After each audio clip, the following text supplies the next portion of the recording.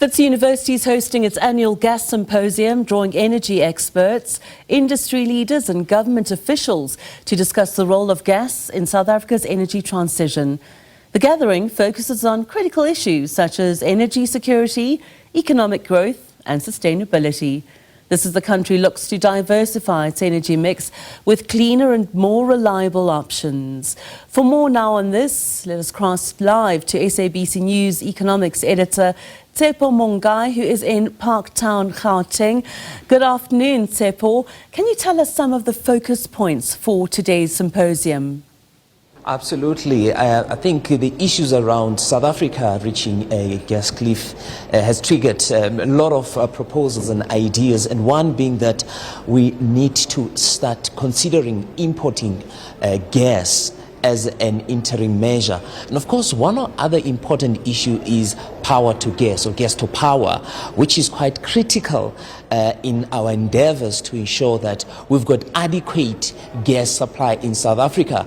As indicated, our current gas sources, mainly from Mozambique, would soon be depleting. And of course, South Africa also is sitting on massive gas reserves, but we know that that often takes years. Some of the speakers here said that it can take up to 8 years from discovery to production. But for more on the issue of capacity in terms of gas storage, we are joined by Oliver Naidu.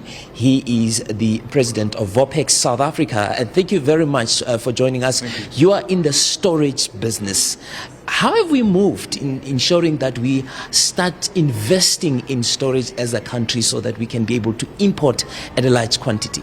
I think the first thing is, we've TNPA launched the RFP in terms of Richards Bay for a storage terminal, Zululand Energy Terminal, which I'm the project owner. The JV between TPL and VOPEX South Africa was successful.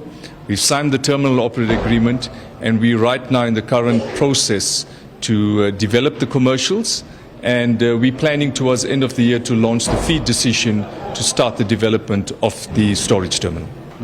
What kind of capacity are we talking about, and what kind of gas are you going to be storing? Well, it's LNG imports. We got two phases. The first phase is about 3 million tons per annum that we plan, and the second phase goes up to over 4.5 million tons per annum, and that's about enough to have a 3 gigawatts gas to power, and also to support the industrial demand that's on the current Lily pipeline. We're told that in such massive project, we're talking billions of rand, you need your anchor clients. Have you secured that? We're in the final stages, but gas to power is the anchor. There's two parts to the gas to power. There's the 3 gigawatts from Eskom, and there's the 2 gigawatts from the IPP office. So from the demand side on gas to power, I think there is sufficient demand. We just got to go to the process of making the project work and get to a bankable phase that we can take the final investment decisions. So if I understand you very well, there are two phases to this. There's gas to power, and of course there is the industrial use. Yeah, well, we will anchor it with gas to power, because that you need a strong volume base to develop the project. And once you get the 3 gigawatts gas to power going, we also connect it directly into the Lily pipeline, which will support the industrial users. We're often told that LNG can be quite expensive, and for some projects. What's your take on that? Well, obviously we will get the pricing in terms of the agreements that we signed with our customers to source the gas. Directionally, yes, I think it will be slightly more expensive, but we got to look at security of supply. We got to look at the socio-economic impact for our country, and we look at the stability of our economy in holistically looking at this from a purely South African perspective of what we're going to do for our gas strategy and what we're going to do for our economy. In terms of gas to power, who are some of the players to ensure that eventually we see that connected to the grid? Obviously, Eskom will play a crucial role. Well, Eskom is the key player, but it's more than that.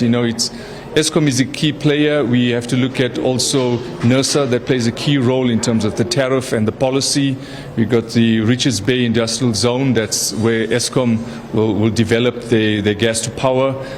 We've got the customers on the Lily pipeline. TPL is busy with an upgrade of the Lily pipeline. We've got Transnet Port Authorities. It's a new LNG import facility, a new port, a new jetty. And yeah, most importantly, it's also the community, a key stakeholder in how we're going to develop Richards Bay, how we're going to look at localization, how we're going to develop talent. It's our first LNG terminal. We don't have the skills currently in the country. We don't have an LNG terminal. So it's going to be quite exciting how we're going to develop our local people in terms of running these operations. But it's also important from a project execution point of view of how we are going to bring the engineering contractors, bringing the local skills that we're going to develop. So yeah, it's going to be very exciting. Would you be on time before July 2026? Well, currently, if we take a FEED decision towards the end of the year, it's about 12 months till we make the final investment decision, and thereafter it's about 2 years for us to have commercial operation on phase 1. That takes us around 2028. And I think we have to look at the entire integrated schedule with gas to power to finalize it so that all of these work together in terms of the investment decisions and the bankability that we have to do across the projects. All right, thank you very much. That's Oliver Naidu. He's with Vopex South Africa, and of course a massive investment that they are putting in Richards Bay in order to create LNG storage in that part of the country to deal with the so-called, or to avoid the so-called gas cliff. With that, back to you in studio, Juliet. Thank you very much, Tshepo Mongoai, SABC News Economics Editor.